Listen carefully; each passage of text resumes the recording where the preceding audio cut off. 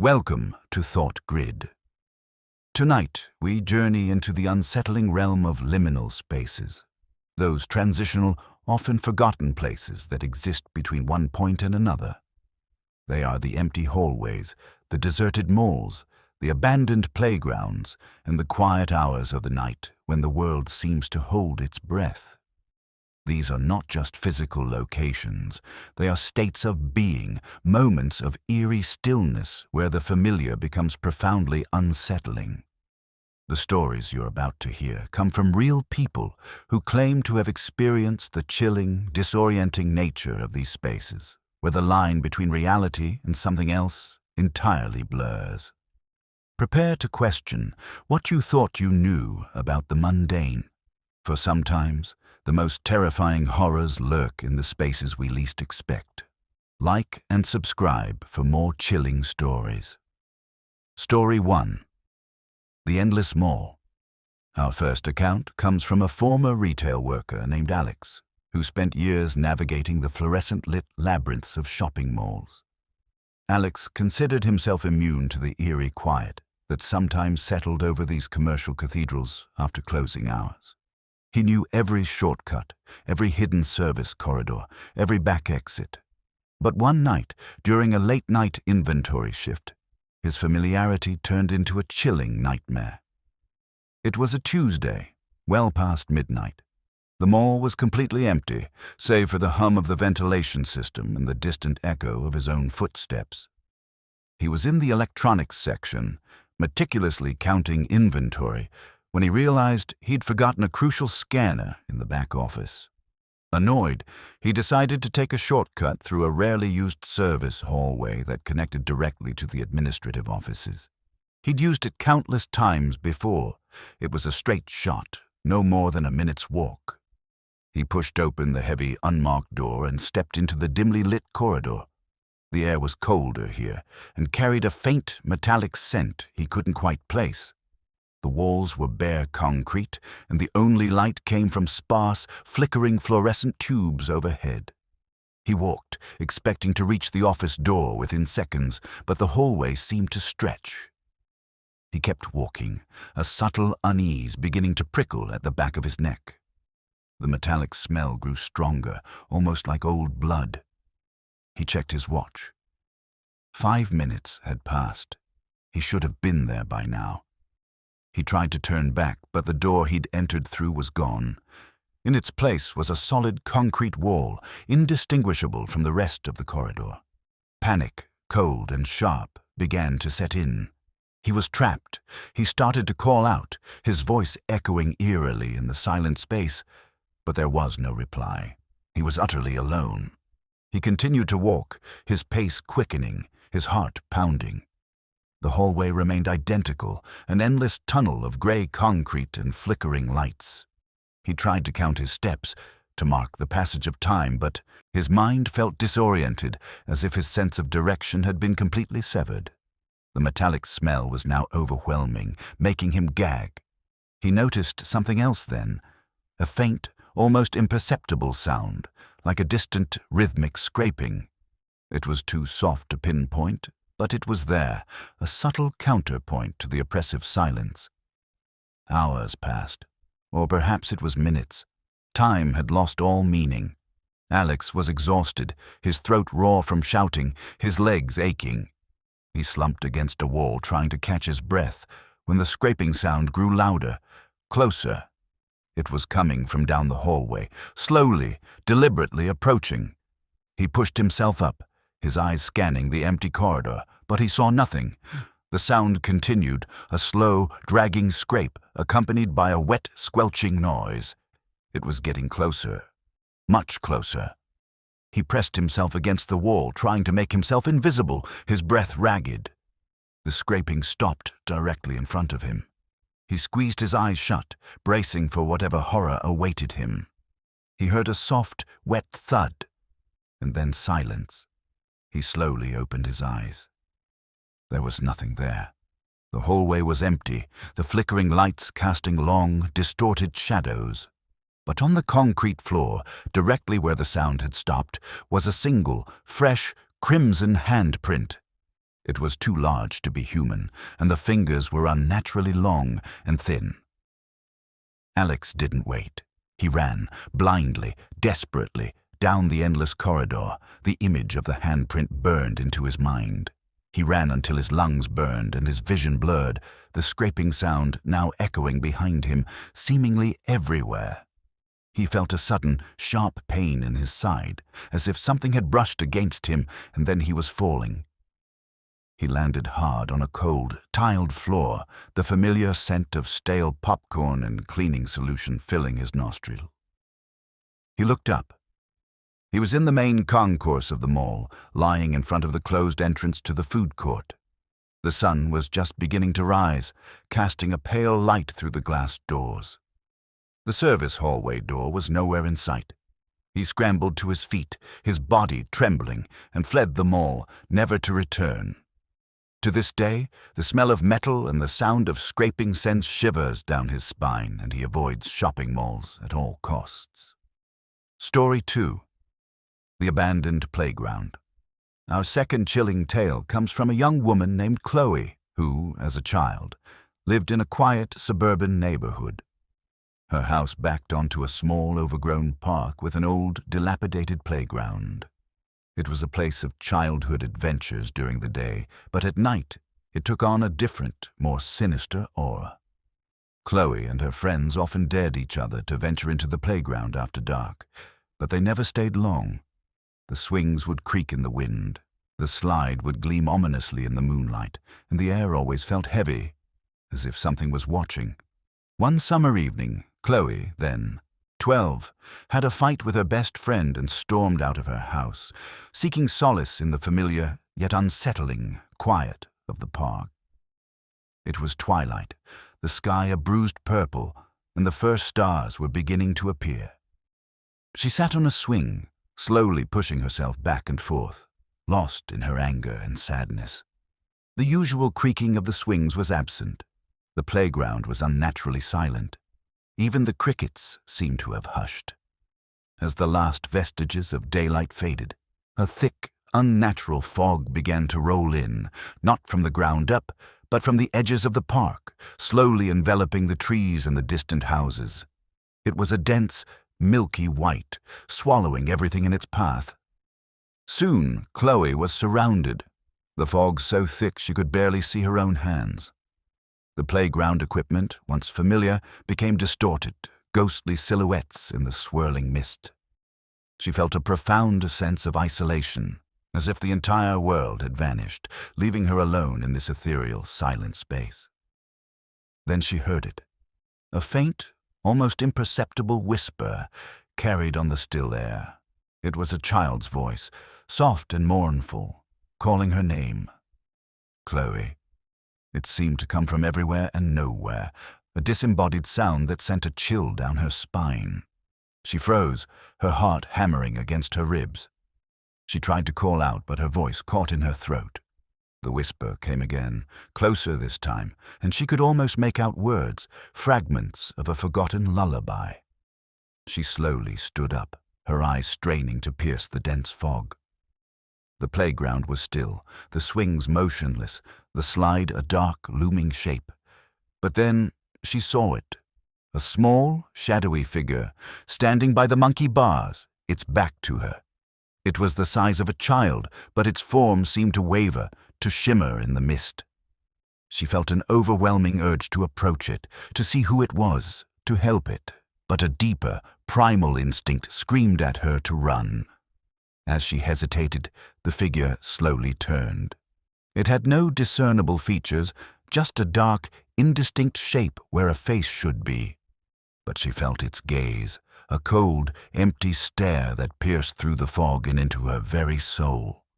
The whisper grew louder, more insistent, and now she could hear other voices, faint and numerous, joining in, a chorus of mournful, childish cries. The air grew heavy, and she felt a suffocating pressure, as if the fog itself was pressing in on her. Chloe turned and ran, blindly, desperately, through the swirling mist, the whispers and cries echoing behind her. She ran until her lungs burned and her legs ached. the ghostly figures of the playground equipment looming and receding in the fog. She stumbled, falling to her knees, her hands scraping against something rough. She looked down. It was the familiar asphalt of her driveway. The fog was gone. The park was there, but it was the familiar, overgrown park she knew, bathed in the soft glow of the streetlights. The whispers were gone. She scrambled to her feet and ran into her house, locking the door behind her. She never ventured into that playground after dark again, and to this day, the sight of a thick fog fills her with an inexplicable dread, a chilling reminder of the night she was lost in a liminal space, surrounded by the echoes of forgotten children. Story 3. The Hotel Corridor.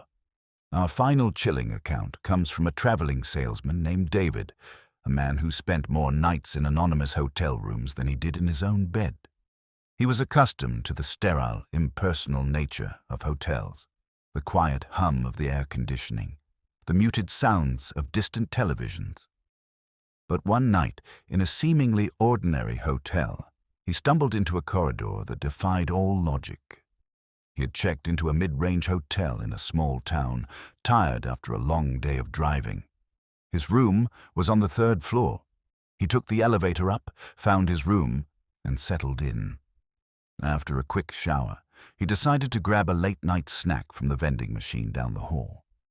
He stepped out of his room and turned left, walking towards the familiar glow of the vending machine at the end of the corridor.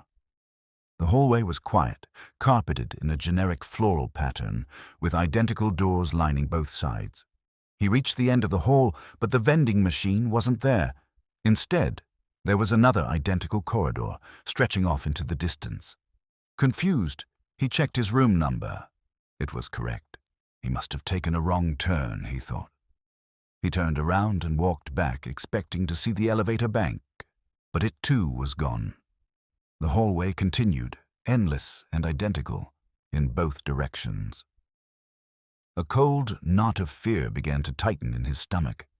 He tried every door he passed, but they were all locked, their numbers seemingly random and nonsensical. The air grew heavy, and the silence was absolute, broken only by the sound of his own frantic breathing. The floral carpet seemed to stretch on forever, the pattern repeating into infinity. He was in a liminal space, a hotel corridor that existed outside the normal confines of the building, perhaps even outside of reality itself. He walked for what felt like hours, his sense of time completely distorted. The corridor remained the same, an endless loop of identical doors and floral carpet. He tried to rationalize it, to find a logical explanation, but there was none. He was utterly alone, trapped in this unsettling, monotonous space. He started to feel a profound sense of despair, a crushing realization that he might never escape. Then he heard it, a faint, almost imperceptible scratching sound, coming from behind one of the doors. It was a soft, rhythmic scrape, like fingernails dragging across wood. He froze, his heart pounding. He listened, straining to hear it again. The scratching stopped. He waited, his breath held, but it didn't return. He tried to convince himself it was just his imagination, a trick of his exhausted mind. He continued to walk, but now he was hyper-aware of every sound, every shadow. The scratching started again, louder this time and closer. It was coming from the door directly to his left. He pressed his ear against the cold wood and heard it clearly, a frantic, desperate scratching, accompanied by a low, guttural growl. It was coming from inside the room. He stumbled back, his blood running cold. He could hear something heavy moving inside, dragging itself across the floor towards the door. He ran, blindly, desperately, down the endless corridor, the scratching and growling echoing behind him, seemingly coming from every door he passed. He ran until his legs burned and his vision blurred, the identical doors blurring into a terrifying streak. He felt a sudden, sharp pain in his side, as if something had brushed against him, and then he was falling.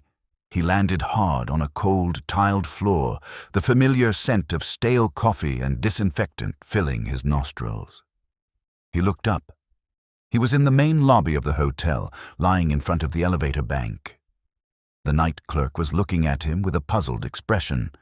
The endless corridor was gone. He scrambled to his feet, his body trembling, and fled the hotel, never looking back. To this day, the sight of a long, empty hotel corridor fills him with an inexplicable dread, a chilling reminder of the night he was trapped in a liminal space and what lurked behind those anonymous doors. The memory of that handprint, so vivid and out of place, continued to haunt Alex. He tried to rationalize it, to convince himself it was a hallucination brought on by exhaustion and fear. But the image was seared into his mind, the unnaturally long fingers, the deep crimson hue. He'd even gone back to the mall the next day during business hours, pretending to shop, just to see if he could find the service hallway again. He walked the perimeter of the electronics section, searching for any unmarked door, any subtle indication of the passage he'd taken. There was nothing. The wall was solid, seamless, as if the hallway had never existed. This only deepened his unease. He started having nightmares, vivid dreams of endless concrete corridors, the flickering fluorescent lights, and the rhythmic scraping sound. He'd wake up in a cold sweat, the metallic smell of old blood lingering in his nostrils, even though he knew it wasn't real.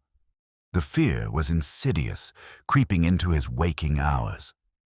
He found himself avoiding enclosed spaces, feeling a sudden surge of panic in long hallways or crowded elevators. The world, once so predictable and logical, now felt fragile, as if at any moment the mundane could peel back to reveal something terrifying and incomprehensible.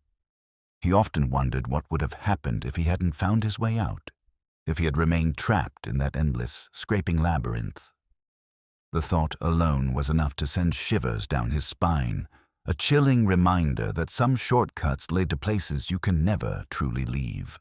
Behind Chloe, after her terrifying experience in the abandoned playground, found herself irrevocably changed. The once beloved park, a symbol of childhood freedom, became a place of profound dread. She couldn't even look at it from her bedroom window without feeling a cold knot of fear in her stomach.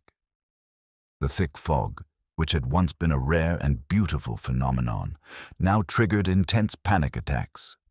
She'd see it rolling in, even in her mind's eye, and the faint, mournful whispers of children would echo in her ears. Her parents, concerned by her sudden change in behavior, attributed it to a traumatic experience with her friend, or perhaps a vivid nightmare.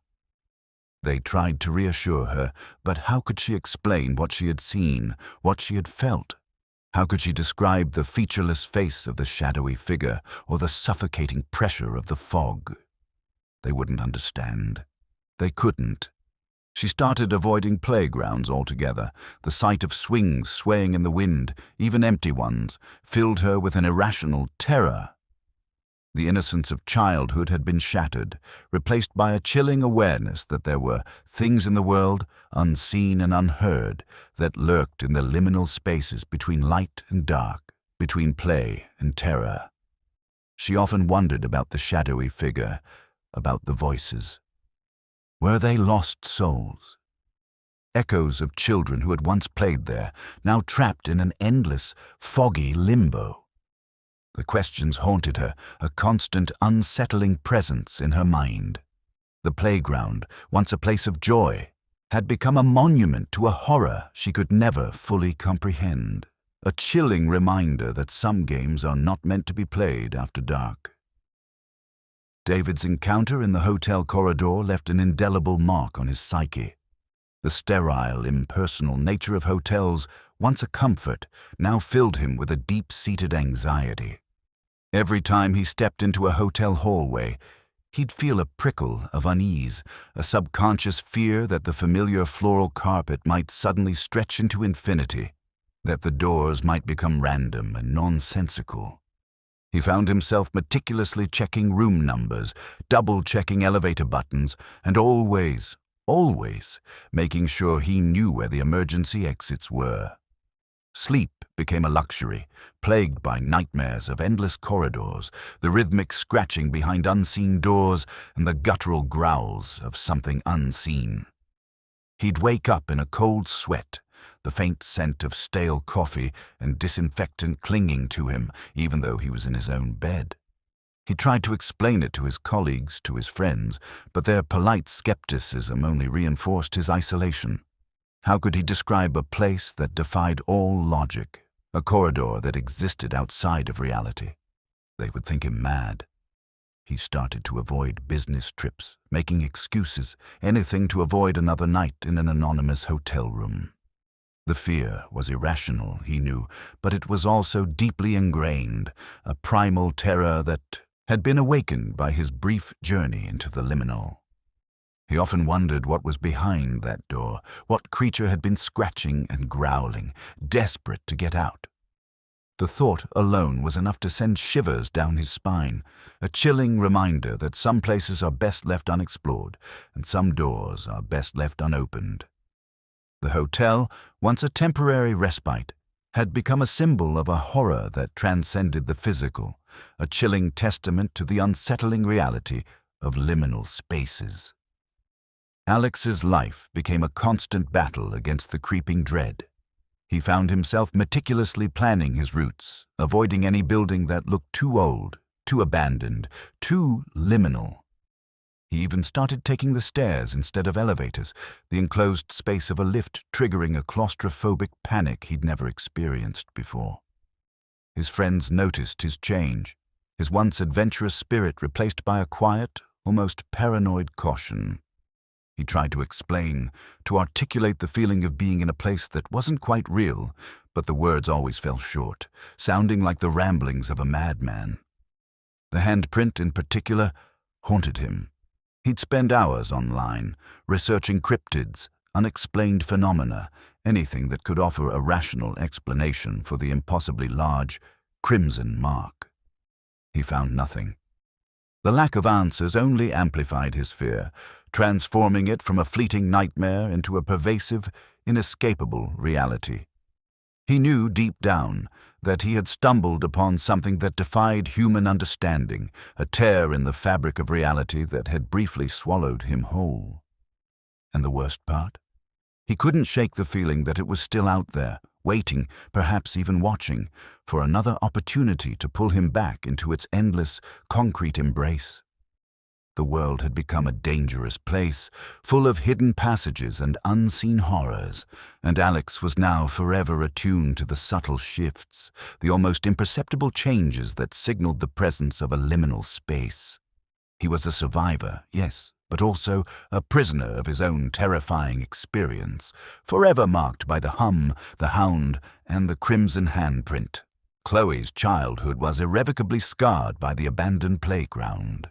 The innocence that should have defined her early years was replaced by a profound sense of unease, a constant awareness of the unseen. She developed a habit of looking over her shoulder, convinced that the shadowy figure from the fog might reappear, its featureless face and empty gaze a permanent fixture in her memory. Her parents, unable to comprehend the depth of her trauma, eventually moved to a new town, hoping a change of scenery would help her heal. But the liminal spaces followed her. Every empty school hallway after hours, every deserted park at dusk, every quiet, forgotten corner of a building triggered a fresh wave of anxiety. She'd hear the faint whispers, the mournful cries of children, even when she knew she was alone.